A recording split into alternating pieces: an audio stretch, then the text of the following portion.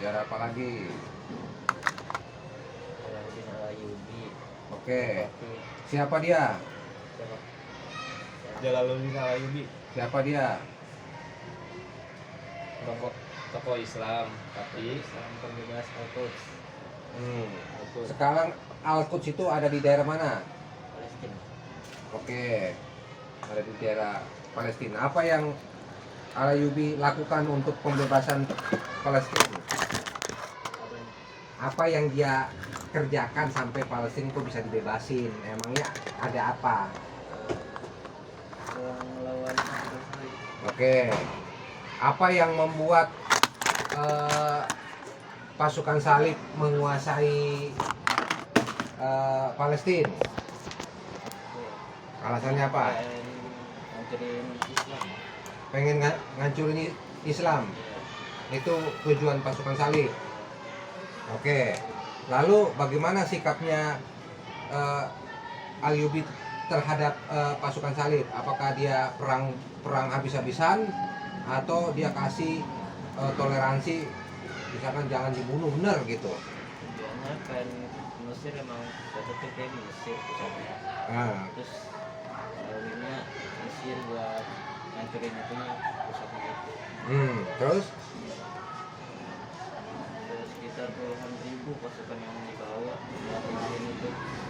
puluhan ribu dibawa. Iya, puluhan ribu. Nah, Mesirnya takut. terus siapa? Mesirnya udah ditutup. Mesirnya sudah ditaklukin. Oke. Jadi sultan, akhirnya diangkat jadi sultan. Jadi sultan. Nah, pelajaran apa yang kamu dapat dari situ? Pelajaran apa? Kegigihan, Hah? kegigihan, Satu, kegigihan. Terus? niat yang lurus, Hah? niat yang lurus. Niat yang lurus. Dua, apalagi? Apa? Ya, gigi sama pantang biasa sarua aja itu mah. sarua kene bahasa orang Sunda mah. Apalagi? Lagi. Dua sih, Hah? itu Apa? niatnya. Niatnya? Iya nih, niatnya kenapa dia nih? Mau pengen membela Islam. Oke. Terus? Udah. Dia niatnya pengen ngebela Islam kan? Karena ada yang merasa menindak Islam. Iya. Nah, sekarang saya kasih tanya. Kalau kamu tarik ke masa sekarang, apa faedahnya, manfaatnya buat anak muda zaman sekarang, buat kamu khususnya, untuk mencontoh dari sikap Sultan itu? Apa?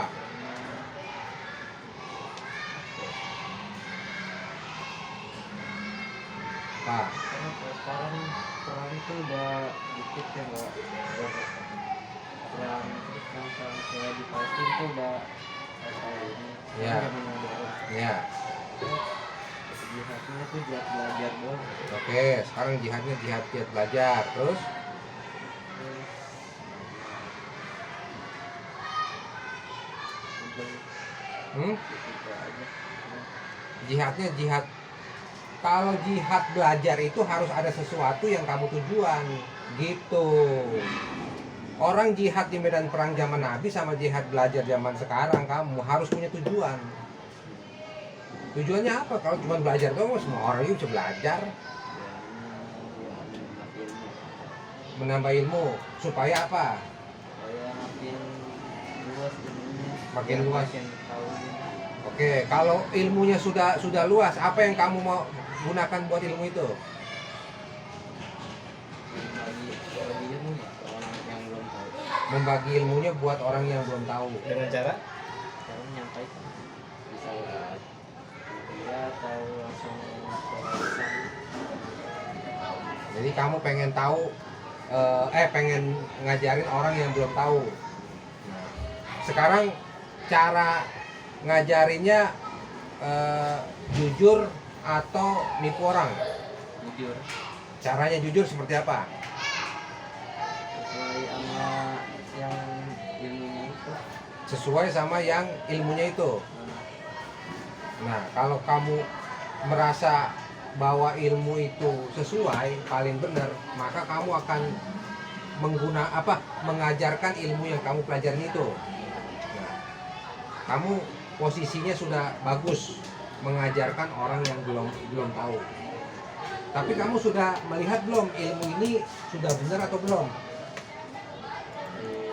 Diteliti lagi. Iya, jadi kita tidak boleh nyampein orang kita ini contoh menurut pendapat buku ini. Oh, ini saya yang paling benar. Nah, terus kamu pegang ini, terus kamu bagiin lagi ke orang, ternyata salah. Akhirnya orang jadi Sesat. salah. Begitu. Jadi dalam belajar kamu jangan hanya menerima saja yang dari luar. Tapi kamu harus mengkritik juga. Oh, jangan-jangan begini nih. Apa benar begini ya? Begitu. Istilahnya asalnya dari mana atau sumbernya dari mana, bisa dipercaya apa enggak? Karena segala macam informasi zaman Rasul kan segala macam informasi ada juga, tapi kan Rasul nggak langsung oh iya benar gitu. Jadi dia teliti dulu, benar dulu ya. Gitu. Jadi kamu boleh belajar banyak, tapi jangan kamu telan semuanya mentah-mentah. Kamu kunyah dulu, wah enak nih rasanya nih. Gitu. Kalau kita kagak enak, wah racun nih, buang. Ibaratnya begitu. Ya, jadi kamu harus punya sisi kritis. Karena kan kamu lagi belajar, ya kan? Kekurangan orang zaman sekarang adalah dia asal telan aja. Ditelan, nggak tahunya salah, racun yang ditelan. Ditelan mentah-mentah, nggak taunya sakit perut. Jadi untuk anak ukuran zaman kamu sekarang itu gampang menelan apapun, tapi tidak mudah, tidak mau mencerna. Gitu. Dikasih ini oke, dikasih ini oke, tapi bukan dikunyah dulu sama dia. Dia dirasain, rasanya asin nih gitu. Tapi langsung telan sama dia. Nah, kalau cuman dia telan sendiri nggak apa-apa. Nah, tapi abis dia telan, dia muntahin, dia bagiin ke orang dimakan. Itu yang bahaya. Gitu. Jadi kalau kita sendiri yang sakit nggak apa-apa, asal orang lain jangan sampai sakit. Gitu. Kita kan tahu, aduh, udah salah gua nih. Nah, udah tahu salah, diomongin lagi ke orang. Begini. Nah, itu namanya kita sama juga sama membuat orang lain jadi musyrik. Gitu. Jadi Rizky ada niatan mau kuliah nggak? Mantap. Nggak, rencana aja dari sekarang walaupun kamu masih di paket B. Rencana mau kuliah di mana? Mau kan cita-cita kamu itu menentukan kamu jalurnya kemana-kemana aja harusnya biar mencapai cita-cita kamu. Istilah katanya kan cita-cita kamu jadi guru lah atau jadi ustadz, ya kan? Dari omongan kamu itu. Kira-kira mau kuliah di mana tuh kalau mau jadi guru atau SMA-nya mau di mana? Itu sempat ada ini ingat ke Kairo dia. Ajar Kairo. Iya. Terus Terus ini dulu masih nanya dulu ke ustadznya, cocoknya di mana? Masih nanya. prosesnya bisa sampai ke situ bagaimana caranya? Masih kamu cari informasinya ya? Tapi kalau misalnya kurang cocok cari yang tempat lain. Kok ada bahasa kurang cocok sih? Kan kamu udah nih ya. Yang bikin kamu nggak cocok apaan? Biayanya. Iya. Bismillah aja ya, saya cuma bisa bantu lewat doa. Bismillah. Kalau masalah biaya, yang penting kamu niat. Kairo ya. Anak kita yang ke Kairo siapa aja ya kemarin ya? Si Awi Asegap itu dia kemana tuh kemarin tuh? Kairo bukan ya? Wah, bukan dong. Soalnya ada beberapa anak kita yang ke Kairo juga, saya lupa namanya. Apa ya? Yang dari pesantren juga, cuma saya lupa namanya. Mungkin kalau misalkan ingat gitu ya, kita cari lagi informasi bagaimana dia prosesnya bisa sampai dapat ke Kairo, lewat jalur mana. Itu tuh yang bikin saya ini pasti lupa. Mungkin kalau misalkan Rizky butuh, Pak kira-kira ada info nggak kalau saya mau ke Kairo? Harusnya saya tahu tuh. Saya lupa. Ali jawab sini aja. Awi Asegaf sekarang dia lagi pendidikan apa gitu di mana gitu. Lupa saya. Setahun apa 2 tahun ya? Baru balik lagi nanti. Sama kayak kamu 3 tahun. Udah lama. Baru tahun ini kan dia baru lulus kemarin. Lulus SMP tahun kemarin.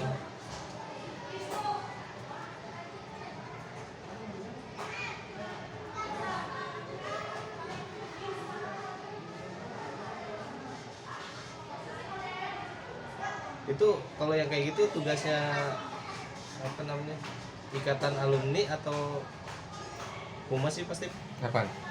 yang itu yang kalau misalkan mereka mau dari informasi buat kemana-kemana kan, kalau yang saya tahu kan selama ini Ikatan alumni. Misalkan ikatan alumni mana-mana gitu.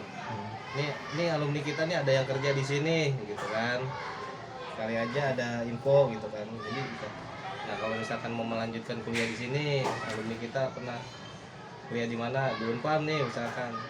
Ya bisa lewat ikatan alumni, bisa juga lewat sekolah yang terkait. Iya maksudnya kan ya enggak. Maksudnya bekas sekolahnya dia gitu.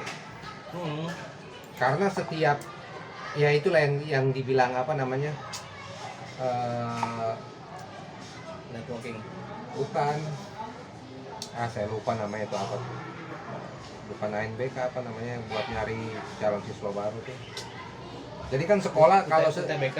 iya, jadi ujian tes berbasis komputer.